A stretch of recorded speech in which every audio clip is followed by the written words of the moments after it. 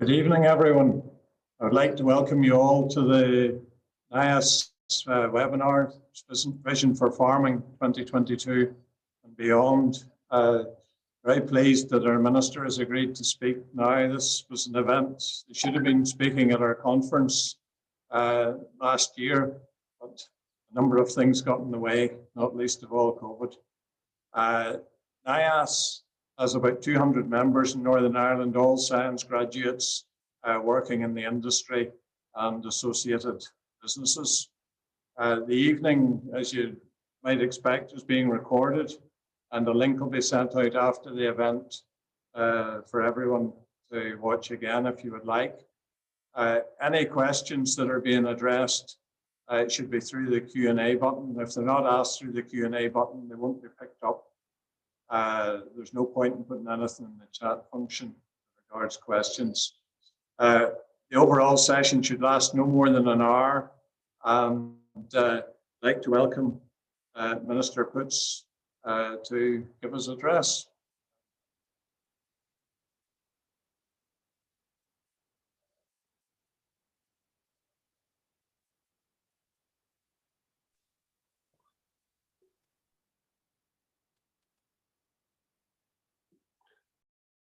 Okay, thank you, Campbell, and good to join you this evening. And a good evening to everybody who's participating online tonight. I would like to take the opportunity to thank Richard and the organising committee for the invitation to join and speak to you this evening on my vision for farming 2022 and beyond. At the outset, I'd like to recognise the role of the Institute of Agriculture Science. It really does provide an excellent opportunity for agriculture and food science graduates in Northern Ireland to network and be informed of developments relevant to our local agri-food industry. And as graduates employed in a diverse range of posts within agriculture and related industries, you'll all be well aware of the importance of evidence-based science to all parts of our agri-food sector, the wider rural economy, and indeed the environment. Globally, nationally and locally, we face many challenges to which, as yet, we do not have all of the answers, and which need cutting-edge science and innovation to help us address. Science underpins my department's functions, and the data science strategy, which I published last year, guides how we can best optimise the benefits from my department's considerable investment in science and innovation. So when I took up the appointment of of Minister for Agriculture, Environment and Rural Affairs in January last year, my focus was clear: ensuring sustainable and profitable agri-food, fisheries, forestry and industrial sectors, prioritising a clean, healthy environment, benefiting people, nature and the economy, and enabling a thriving rural economy. Life as we knew it changed in an instant as the COVID-19 pandemic took hold. As we meet virtually this evening, many will wonder what the future holds for farming. With political upheaval in many parts of the world, the challenges of the Northern Ireland Protocol, labour shortages, COVID-19, what are we to make of it all? How can we even plan for the future when we have so much uncertainty? It was against an even more challenging backdrop farmers made their decisions 100 years ago, and we can be truly proud of what has been achieved in agri-food over that period in this, our centenary year in Northern Ireland. And I want to build on that success, providing a solid foundation for the next 100 years of farming in Northern Ireland, and charting the way forward through this period of unprecedented change. My guiding principle for DAERA is that we hold sustainability at the heart of a living, working, active landscape valued by everyone. Following this principle creates real opportunities for Northern Ireland to lead the way globally in the transition to truly sustainable food production. Climate change is the defining crisis of our time. Tackling climate change is a key priority for my department, and on behalf of the Northern Ireland Executive, it has been leading on the development of a cross-cutting, multi-decade green growth strategy, which will set out a long-term vision and solid framework for tackling the climate change crisis, helping us to meet our targets to support the UK's goal of achieving net zero by 2050. The Green Growth Strategy has a unique approach in that it aims to tackle climate change by balancing climate action with a clean environment and the economy through the creation of green jobs. It's my belief that these issues must be dealt with together for us to have a chance of achieving any set target of greenhouse gas emission reductions. So by taking this approach and tackling these issues collectively, it presents us with a tremendous opportunity to reassess our impact on the planet by doing things differently and in a less harmful way. Currently, agriculture is one of the main emitters of greenhouse gases in Northern Ireland. And of course, this presents a significant difficulty. But I believe there's also huge potential as we continue to innovate and think differently. We must end our reliance on fossil fuels, find less harmful ways of heating our homes and businesses, fueling our vehicles. For example, the potential of using waste streams from agriculture to provide energy, which also can help solve an environmental solution. Biomethane production, for example, from anaerobic digestion, can reduce our reliance on fossil fuels. From this, we can use the methane gas extracted through anaerobic digestion to provide the energy to light and heat our homes, as opposed to enter our environment and cause a problem. Biomethane can also help us to decarbonize the gas network, or fuel for heavy vehicles, where battery technology is less suitable. If produced using livestock waste, it can also help us better manage our impact on the environment by allowing us to capture and remove nutrients, both creating new and sustainable income streams, demonstrating my vision of green growth, selling biomethane, selling phosphates, and indeed catching ammonia and selling that for the purposes of producing hydrogen. And it's through this innovation, research and development and investment that we need to think differently. The technology is currently being developed here on our doorstep to turn problems into solutions.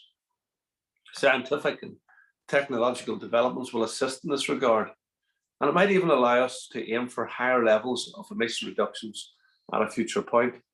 Science is key to informing the way forward on challenging policy areas like climate change. We're currently in a period of consultation on the strategy, and I'd encourage you all to respond, as we want to hear your views. They're important and will help to inform the final Green Growth Strategy. And having attended COP26 as part of the UK party delegation, I'm aware that the Green Growth Strategy is the first step on our journey in Northern Ireland to addressing the conjoined climate and nature emergencies. It is clear from my discussions at COP26 that we must tackle climate change and biodiversity loss together to secure our health and well-being and to deliver a truly green economy for Northern Ireland. So I was delighted to announce a consultation on the environment strategy at the recent COP26. This strategy will provide a coherent response to the global challenges of biodiversity loss and climate change. And it's up to us as government, farmers, industry, retailers, and consumers to work together to look after the environment and to be its custodians for future generations. I'm confident in the ability of the agriculture sector here to help address climate change and other environmental pressures. Through my experience of working in it and with it over many years, I'm fully aware of the passion, determination that exists to move towards a more sustainable future for all of us. Within my department, the ongoing work on the climate change bill, future agricultural policy, food strategy, soil nutrient health scheme, forest for futures, environment strategy, green growth strategy, and on the waste side, moving toward a more circular economy will help in the collective efforts to reduce carbon emissions. Moving forward, environmental ambitions must be joined up with farm economic activity. I want to support farmers to adopt measures which are good for their farm business and good for the environment. And that is why NIIAS has to date offered almost £12 million in financial support to help farmers uptake low-emission slurry spreading equipment. This technology lowers ammonia emissions and improves water quality by increasing nutrient efficiency and reducing the need for chemical fertilizers. It is an example of efficient farming, delivering improved environmental performance, and delivers a win-win solution. I intend to build on this good start through an ammonia strategy, and I'm looking forward to hearing the views of the agri-food sector in the forthcoming consultation. Farming with investment and support can continue to provide food for growing world demand in harmony with the environment. Moving now to the future agricultural policy. Having left the EU, Northern Ireland has a unique opportunity to redefine its agricultural policies and support schemes for the first time in almost 50 years. So my aim is to develop an agricultural support framework portfolio that is best suited to local needs and one that will provide for and secure long-term sustainability. In August, I published the Future Agricultural Policy Framework for Northern Ireland, setting out my vision for the future direction of farming support. In that, I stated that business as usual for many farmers will no longer be an option. The framework is set around 4 key outcomes: increased productivity, environmental sustainability, improved resilience, and an effective functioning supply chain. High productivity growth in our agri-industry through science and innovation must be achieved in a way that is compatible with improving environmental sustainability. The objective of my new agricultural support regime is to enable farmers to become more efficient, recognising the need to meet current and future demand for agricultural products while maintaining and improving the natural environment on individual farms and at landscape level for the benefit of all. The actions of many generations of farmers and growers have shaped our natural environment and the biodiversity that it supports. The health of this environment that is passed to future generations will be critically influenced by the choices we make now. We've already seen the positive work that the agri-industry are doing.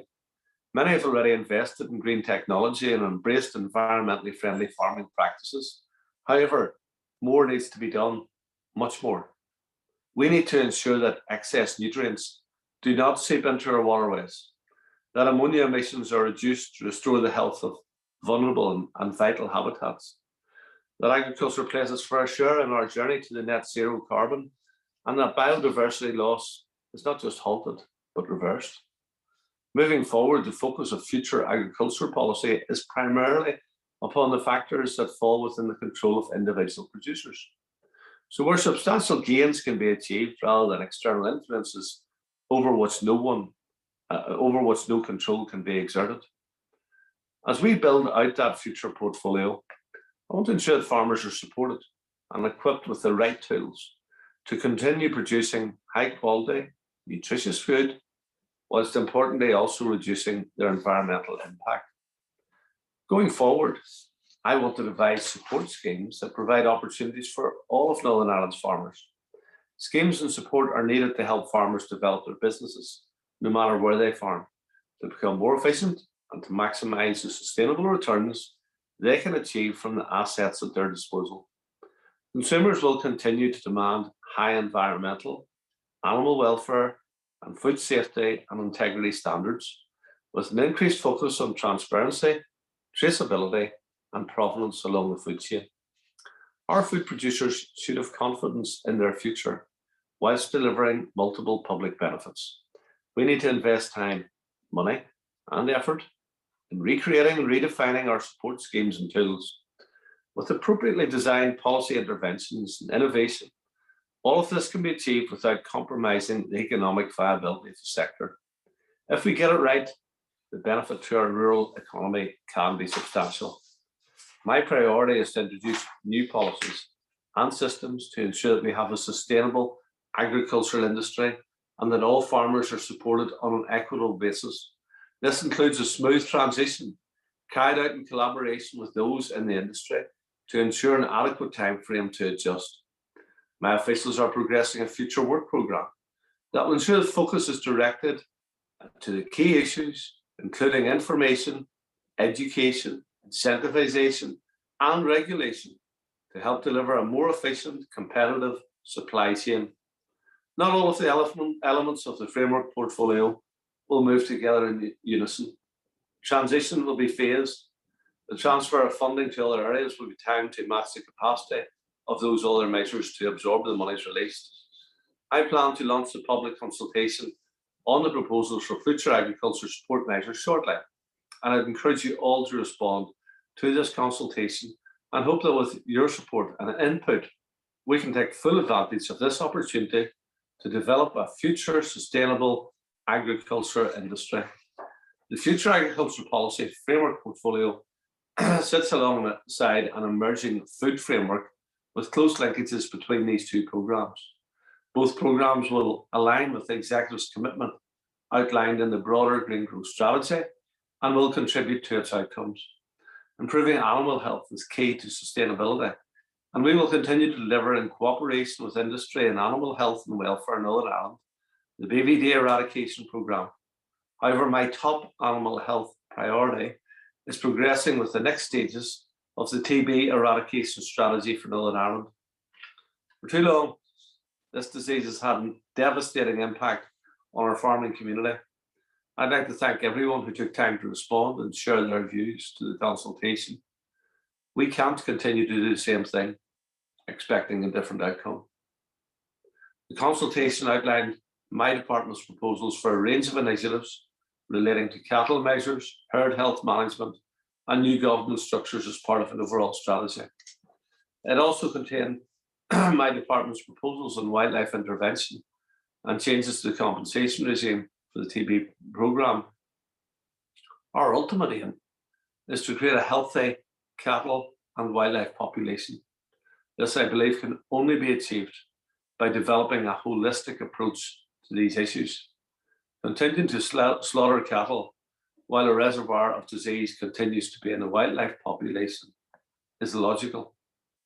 The consultation garnered over 3,300 responses, and I want to thank all of those who responded, both stakeholders and the wider public, for their engagement. The consultation responses have been analysed by my officials, will be taken into account when coming to deciding on the best way forward to eradicate bovine TB in Northern Ireland.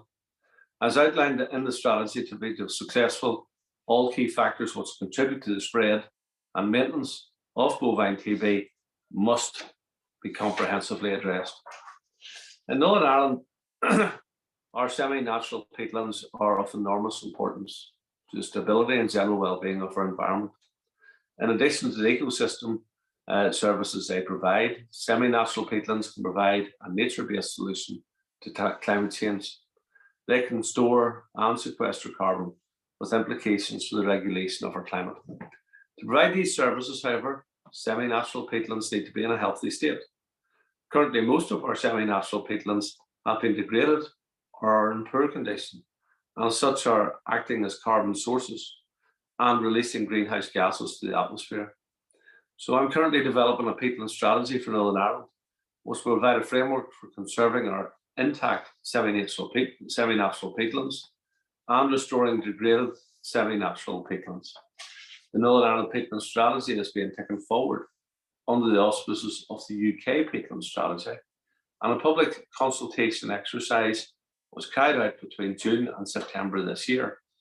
I'm currently considering the results of the consultation exercise, which we hope to publish an agreed peatland strategy in 2022.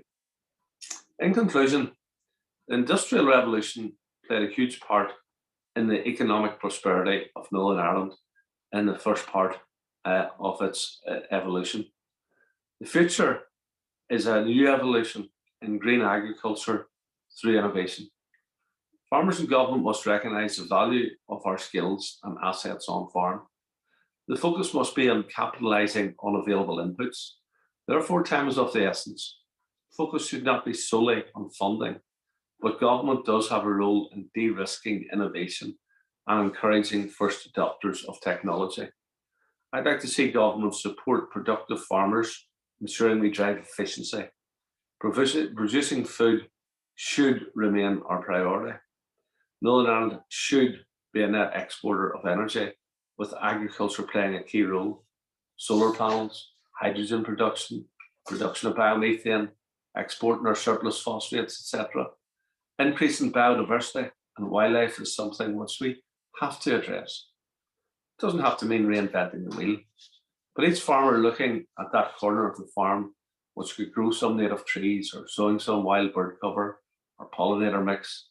The agri-food industry in Northern Ireland faces the same global issues as any other country. We all have the opportunity to provide global solutions which will deliver a sustainable agri-food sector. As we have proven over the last 100 years, agriculture is adaptive and resilient to change. The next 100 years will be no different. My role is to encourage more, drive the agenda, and support the next revolution. The next decade must be one of urgent action.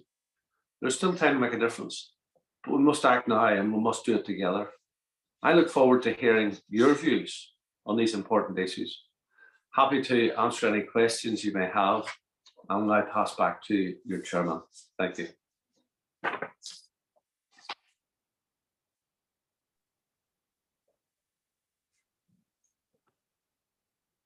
Thank you very much, Minister. I'm sure everyone has listened to that with great interest.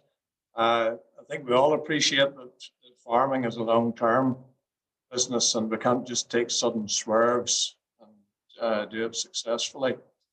In terms of the financial underpinning of the industry, how do you see the transition to the new policy taking place, the type of time frame that we could have, and how well you think the industry is going to be supported?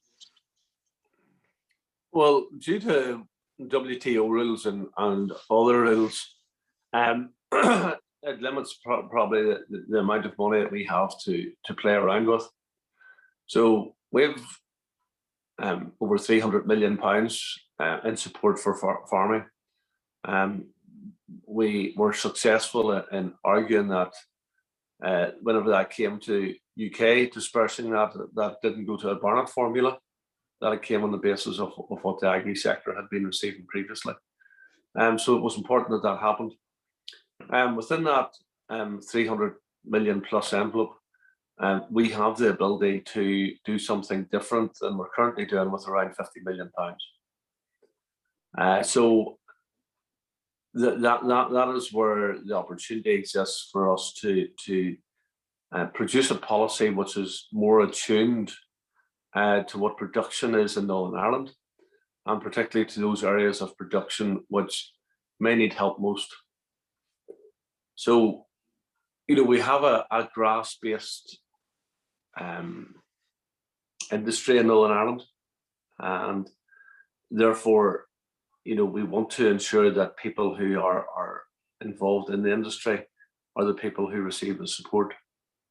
So I'm not wildly enthused about helping people who grow silage bales, take 2 cuts of silage bales every year, and draw down a single farm payment and use this to have an opportunity to apply for building sites and so forth. So if that's what people want to do, it's not what I want to support them doing. So I'll be wanting to divert that 15 million to farmers who are actually active farmers, who are producing something. And it is, I suppose, the debate that will take place whenever the policy document is released as to what that something is that is being produced, as to where the source of the funding goes to. But I do recognise that there are parts of the industry that have been less profitable, but nonetheless are necessary parts of the industry for the whole of the industry. And therefore that's the location that people will be looking for us, I believe, to be providing the most support to. And Minister, what do you think is the likely time frame for change, beyond the implementation of the strategy? I think if I can navigate it through the Assembly, the change would take place from 2023 onwards. So there's not likely to be much change in 2022, if any. But 2023 onwards, I would hope that there will be change. and that we will set a template for a significant period of time into the future. And that there'll be a gradual rather than sudden adjustment for a lot of people. Yeah, well, it'll not all just happen overnight.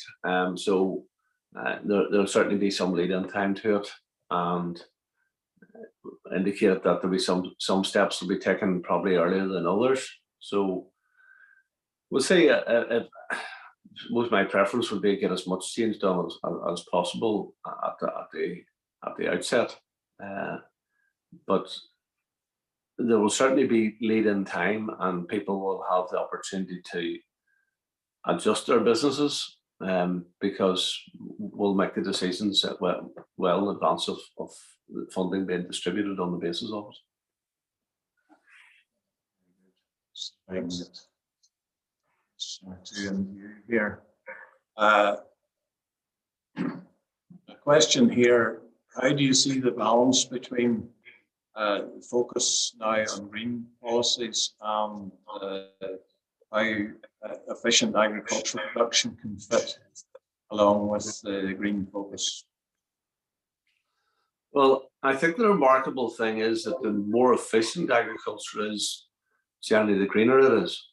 So since 1990, for example, for every litre of milk that is produced in Northern Ireland is now 36% less methane produced per litre of milk than there was in 1990. So that demonstrates that efficiency is a positive thing when it comes to greenhouse gases. So you look at our poultry and chicken farms. Those are the farms which is actually producing the lowest carbon footprint for the animal proteins. And we know that they are hugely efficient systems with excellent, live weight gain. So as we look to the future, I throw out these questions, and they're questions as opposed to me indicating any policy. At what age should we be finishing cattle? At what weight should we be finishing cattle? Are the meat plants basically looking something around 380 kilos, certainly less than 400 kilos? What is our capacity to produce those at 2 years of age? How can we use genomics going forward? Can we get our suppler cows into calf quicker?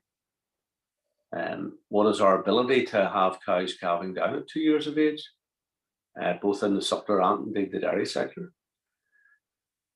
In terms of the dairy sector, is 3 lactations enough to be getting out of a cow? And is a high-yielding cow more environmentally friendly in that sense at 10 or 12,000 litres a year than a cow at 8,000 or 9,000 litres a year, but requires a lot less maintenance and has 5 or 6 lactations? These are all questions that we need to debate and identify a way forward. But I do think that efficient farms tend to be better farms on every front, not just on the producing the proteins from the animals. And efficient farming can quite easily marry with good environmental practice. So I look at things, we look at the biodiversity issue and the carbon issue together. And currently, our hedgerows take up around 6% of the carbon that's produced on our dairy farms. So I ask the question: if we grow our hedge twice as high and twice as wide, would we quadruple the amount of carbon capture that comes from that hedge? And yes, the farmer loses part of the field, a very modest part of the field, but the gains to be made are very significant, both in terms of carbon and biodiversity, without an awful lot of pain to the farmer, I would argue. Planting trees in our riparian boundaries will help ensure that we stay the 5 meters away from the rivers. Will help ensure that the nutrients don't get into the waterways. So ultimately, we create a much better, system of our streams and rivers, much cleaner, less phosphates in them, and therefore improve that biodiversity. And the trees are capturing carbon. So there's so much to this that we can do carbon and biodiversity at the same time. And my goal and my aim is to do it in a way which causes least possible pain to the farmer. Let's be very clear, there will be some pain. It'll be impossible to do this without taking some pain. But identifying hills which you shouldn't really be taking your tractors onto, looking after those marginal areas in a way which you can really get a rich benefit from environmentally, and also looking at things like mixed species swards. So we don't have lovely green fields, but basically all the same thing. That we're planting fields which we're going back to a lot of the mixed clovers, and using different species, and what I've seen so far of that would indicate to me that the livestock does extremely well on it. So those are all things that we need to be looking at going forward to the future. But efficiency is not the enemy of the environment, and the environment is not the enemy of efficiency. Minister, question here about how you support the active farmer as opposed to the landowner who may be letting his land and doing very well on several accounts. You hinted to that earlier in the way that the new scheme might come through, but can you give us more of a clue as to how you think? Yeah. Well, I'm open to ideas on it, but certainly that 50 billion that we have the ability to play with will be dedicated towards people who are active farmers. And if you don't have livestock, or you're not producing a crop, don't expect to be receiving some payment at the end of the year for basically tidying your grass up a couple of times and selling a few round bales at the end of it. So I seriously want to discourage people from keeping land in order to get a subsidy off government whenever there are go-ahead farmers who are struggling to get enough land to actually make their farm viable. So I want to try to improve the opportunity for those go-ahead farmers. Hopefully many young men and young women who want to really take the family farm forward and build it for future generations, because we really need young people in farming. And I was really encouraged last night. I was down at the beef and lamb sale at Ballamore. Just how many young people were there, and I think there is a renewed interest in farming from younger people.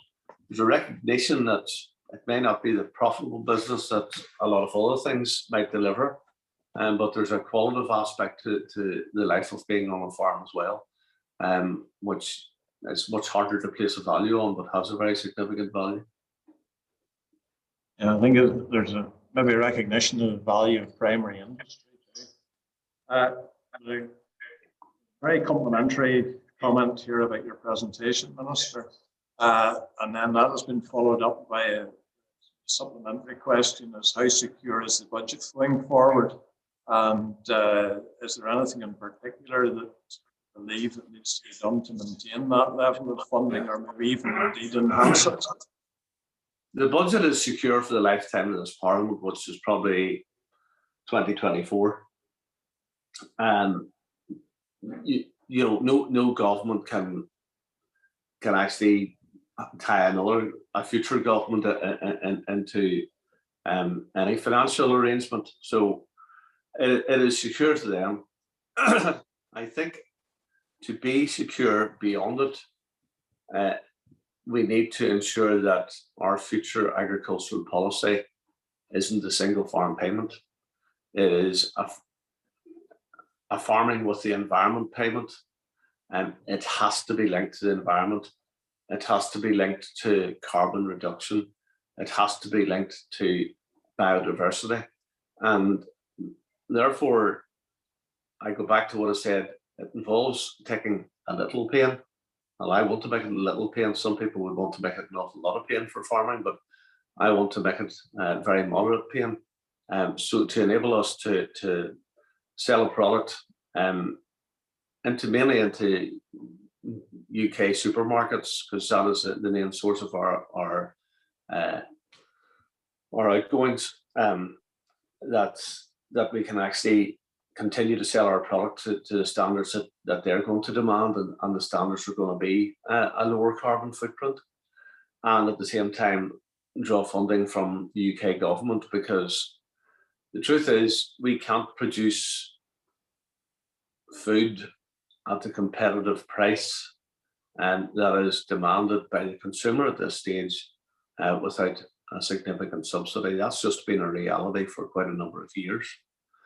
And if we're to get away from that, it's going to take time to transition away from that.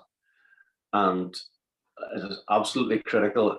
We cannot deliver what the government want on environment if we're not financially viable. And those will be the arguments that are made in terms of sustainability of funding for agriculture. Yeah,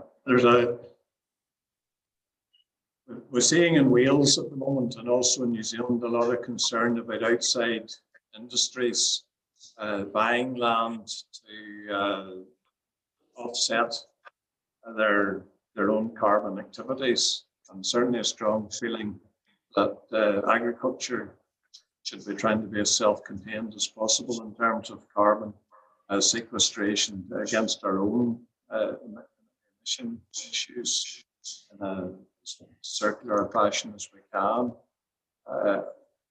How do you see that working over here? Well, there's no doubt that is happening, and that will increasingly happen. So how does an airline, how do you run an airline company at carbon neutral? And the truth is that you can't. So you're going to have to identify means of engaging in offsetting through carbon sequestration. So buying thousands of hectares of land across the United Kingdom to plant trees is an easy way for those companies to respond to that problem. And I suppose we're slightly advantaged in Northern Ireland, is in that our land prices would still be higher than the rest of the United Kingdom. Therefore, it makes it less attractive for people to do that. I suppose the other aspect of it is, how do we as farms potentially work with others in the future, and is there the potential at some stage to have carbon voucher schemes which farms which have achieved carbon neutrality and are engaged in sequestration can actually sell those vouchers to places as opposed to selling the farm. And I suppose we need to see how we can advantage ourselves in that. Now, some people would suggest it's impossible for us to get to carbon neutral in farming, and it's going to take a lot of science and innovation to get us to that point. I have to be very honest about that. One of the other big challenges is the amount of peatlands that we have in Northern Ireland, and therefore the impact that has on the availability of permanent pasture currently. And all of these things will be really difficult issues going forward. And therefore, we need to ensure that if we have to go down the steps of taking what is currently viable land out of production, that there is an alternative economic benefit to be derived from owning that land. And if that land is sequestering, significant volumes of carbon, as opposed to, using it for animal production, and maybe just like grazing the sheep or something in the summertime, because of wetted peatlands and so forth, then what can we achieve from doing that? So we don't have the answers to those questions, but those are the big challenges for us, particularly in the marginal areas of land are going to come under greater pressure than the richer lowlands. A question here, Minister, about you see anything in future policy that will encourage land mobility, the transfer of land that would currently be in a short-term conacre situation into a more longer-term leasing situation where the active guy has got, or girl has got more security. Yeah. Met George Eustace last week about the issue of leasing and how we can work with the Treasury to ensure that leasing is a more attractive option, both for the landowner and indeed for those who take land. The conacre system is almost unique to Northern Ireland. I don't think it's the best system. I'd much rather be able to take land on a 5-year basis than a 1-year basis, because if you decide that you want to reseed it and you chat to the person who owns the land and they're up for it, then you've got time to get your return on your work and so forth. If you need to go and clean a few drains and tidy a place up, it's not attractive to do that on a 1-year cycle. So I think that it is a much better way forward. I suppose that we refer to land mobility. One of the big challenges in land mobility is older people with no family who are actually following them onto the farm.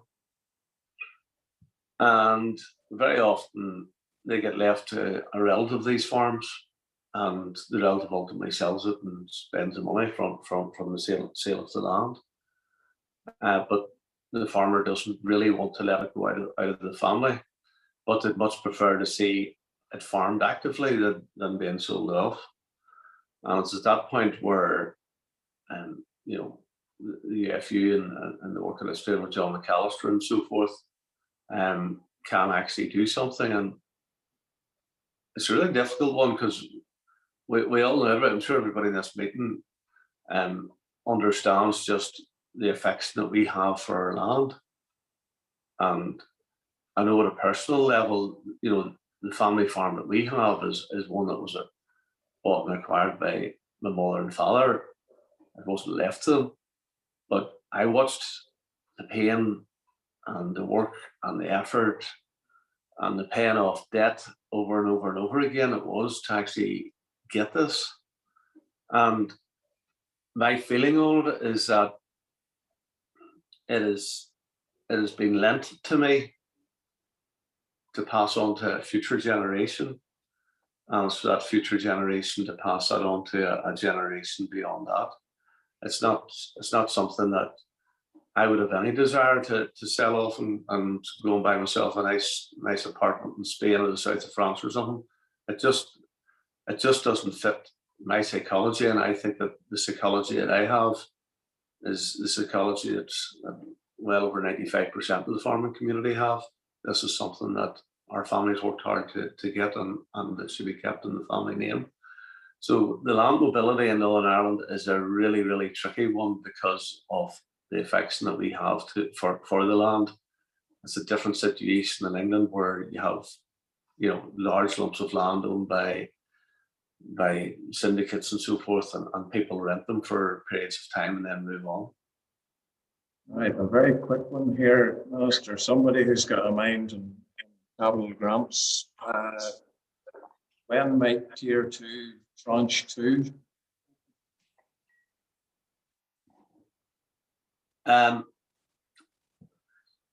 In terms of capital grants, obviously we're keen to get, we've had our first sessions.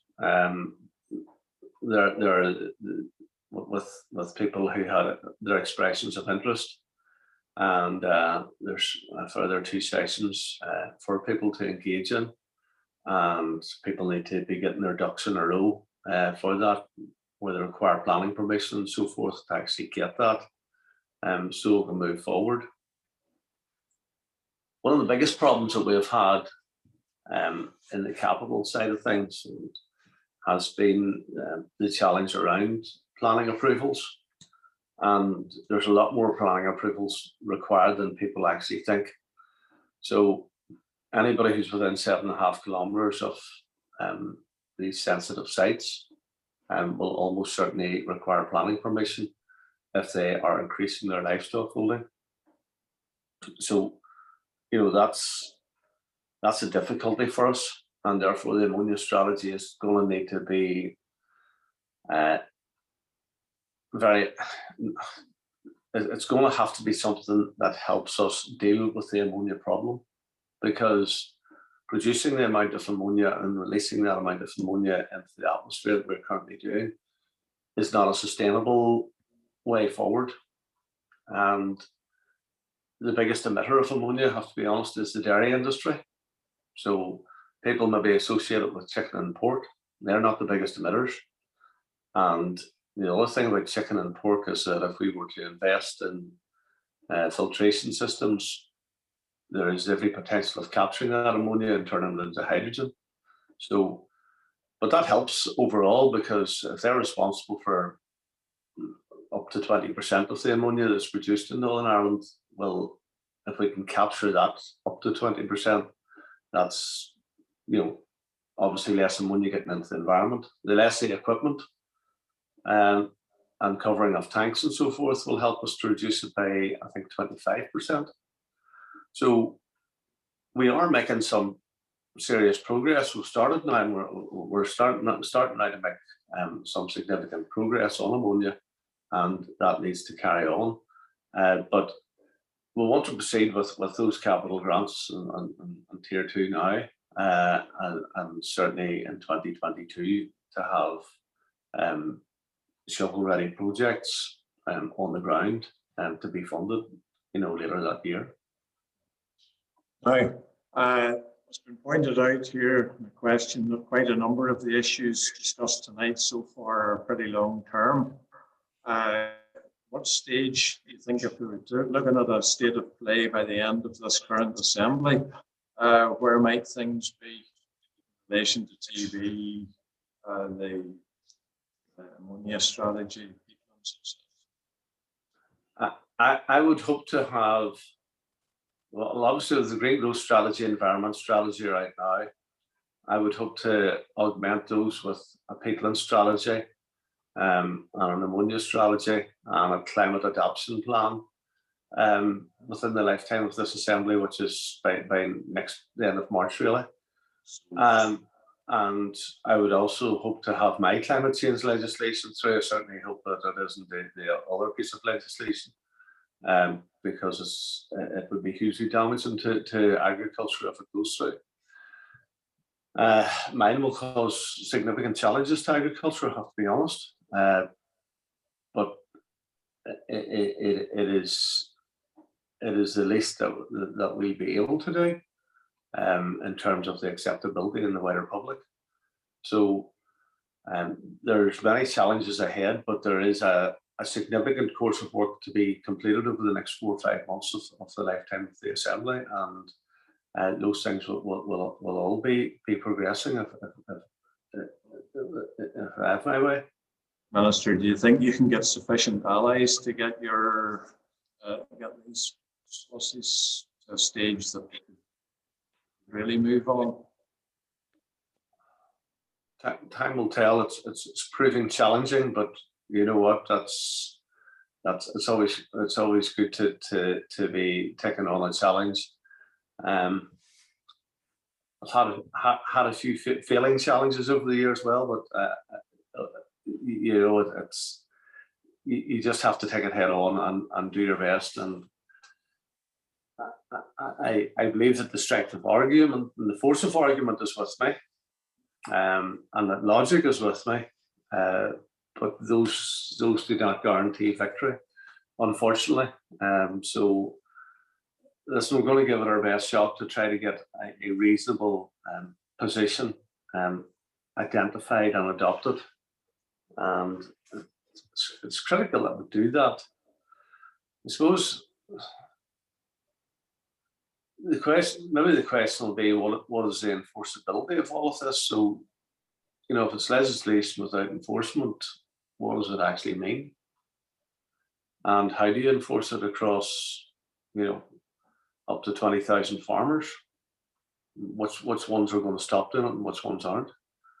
But I say again, the farms that will be most affected are the farms on the marginal land. And, you know, those are the farmers that need to be speaking out. The farmers who are on that marginal land need to be aware and need to be speaking out that they don't lose the opportunity to engage in something that they have done for many generations. Does that see a modern version of a hill land scheme or a less favoured area scheme has been part of this? It's certainly something that we'll look at, and you know, the old cow hasn't proved to be particularly profitable over the years, and you know, anybody that keeps suckler cows will say we couldn't be farming if it wasn't for the single farm payment. So, you know, if we value suckle cow production going forward, obviously it needs support. However, I'll caveat that with another thought. We are entering an era where there's going to be considerably more beef from the dairy herd. That's a reality, as a result of sex semen. Now, there's a number of advantages to that. Advantage one, we stop exporting calves to Spain and places like that, and we stop shooting, you know, Holstein bull calves. Neither of which I consider to be particularly ethical, but they have been part of our system for a while, and I think that will come to pretty much an end as a result of sex semen. It is much more efficient in terms of your methane and so forth to have a cow which has produced a beef calf and 10,000 litres of milk, as opposed to just a beef calf. Now, the one that is produced from the suckled cow, you know, may have 25% higher live weight gain and all of that there, and certainly for the meat that's produced at the end of it, it will have better quality confirmation and all of those things. But it's just reality. There's going to be more beef from the dairy herd made available. So do we need as many suckle cows as we currently have? And you know, those are just all questions that again, the industry needs to have a discussion, because at the end of this, you know, I'm bound to please some people who will not say it they're particularly pleased, and I'm bound to displease some people who'll be very vocal about their displeasure. And that's just the reality of change. When you make change, it doesn't suit some people, and they're not too long shouting about it, whereas the people who actually benefit from it quietly get on with their business. I've got a quick comment here from the potato and veg sector saying that don't forget about the need for a rotation around land that we don't actually own. So I think good rotations will likely be part of the future. Well, I'll say this for encouragement to the potato sector in particular. It is one of the lowest carbon footprints of a product that you can have. a very nutritious product that I like to consume at least once a day, and get a tad upset if there's some other alternatives such as rice or pasta offered to me. And actually would have generally a much better footprint than those alternatives. So that may be an area where the potato sector, which has become a wee bit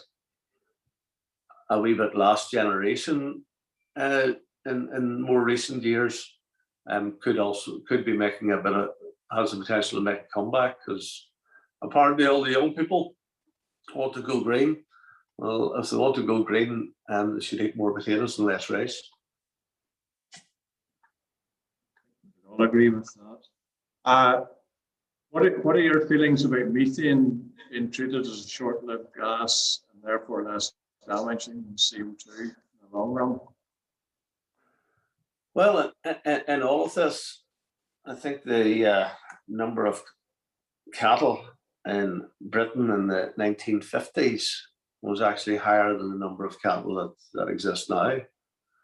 But the number of cars and vehicles on our roads has increased 25-fold. So I've asked Chuggeth and AFBI to do a piece of work together on carbon sequestration and on the carbon that was being produced, because I felt over the years that people have been very good at stepping up to the plate and lecturing farms about how much methane a cow produces, but they didn't give an awful lot of cognizance for all of the hedgerows that we have, and they didn't give enough cognizance to the fact that we store an awful lot of carbon in soils. So at COP26, Al Gore was over, former Vice President of the US, who has done an awful lot on environmental stuff since he didn't get elected as president in 2000. And interestingly, he said, number one store of carbon is forests, number two store of carbon is soils. So I asked him afterwards, if soil is the best source, or the second best source of storing carbon, what is the best crop to have in those soils? Now, he was a bit evasive about the answer. And I said, surely it has to be grass, because you don't turn it over. So every time you plough soil, you're releasing carbon. That's just the nature of it. Now, it's necessary to plough. I'm not going down a route of not, although there's a whole pressure about min-till, and our land isn't that suitable for, or as suitable for min-till as Cambridgeshire and East Anglia and so forth. But so we'll have this discussion, and the fact of life is that particularly permanent pasture can lock up carbon for many, many years, and the roots of that soil is drawing carbon out of the atmosphere and sequestering, or the roots of that grass is drawing carbon out of the atmosphere and sequestering it in the soil underneath. So there's a rich store of carbon, underneath our grass pastures. We need to do more to identify just how much we're actually doing in that sequestration, because I don't accept that we in Northern Ireland, who have an extensive grazing system, I know that there is dairy cows that are kept indoor all the year round now, but we are still largely a system which relies on extensive grazing, where you have, particularly in the autumn time, springtime, wet periods of time, grass are actually tramping grass, or cattle are tramping grass back into the soil and so forth. So there's a rich storage of carbon, and carbon sequestration is taking place there. And I don't, and have fought for years, resisted for years, this notion that we're compared with feedlots in Central Europe, where you plough, you have machinery which is emitting the carbon, diesel machinery, which is drawing that maize into the feedlots. The cows in the feedlots are producing as much carbon. They're mixing slurry, which is producing more carbon, and then spreading it back in the fields. There's no comparison, I would believe, and I haven't got the scientific evidence, but I'm trying to get it, between a feedlot system and an extensive grazing system. And it is in our interest to identify that is the case, because it'll help us going forward. But if we go back to the original part of the question, is personally, I don't accept that cattle are the problem that are being made out to be, and I will do my utmost to try and find the evidence to augment that, because people are making the claims without taking everything into account, and therefore their claims aren't evidence-based either. Right. Thank you, Minister. I think time's just about beating us here. Sorry, my answers are probably too long. Well, I think there's a lot of things that's not easy to give a quick answer that anybody would want to hear. There was one question here, but I'm not. Question of whether farmers could come together to bid competitively for the delivery of environmental goods. And something that I heard many years ago comes to mind, that the history of cooperation of farmers tend to be two guys getting together to give a third one a doing.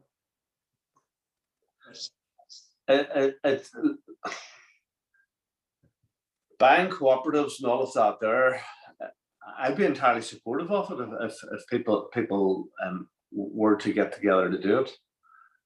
But we have had farm co-ops, don't get me wrong. We've had a lot of dairy co-ops. Ultimately, most of them have been sold at some point, but I suppose Dale Farm is still one of the biggest, co-ops that is around. But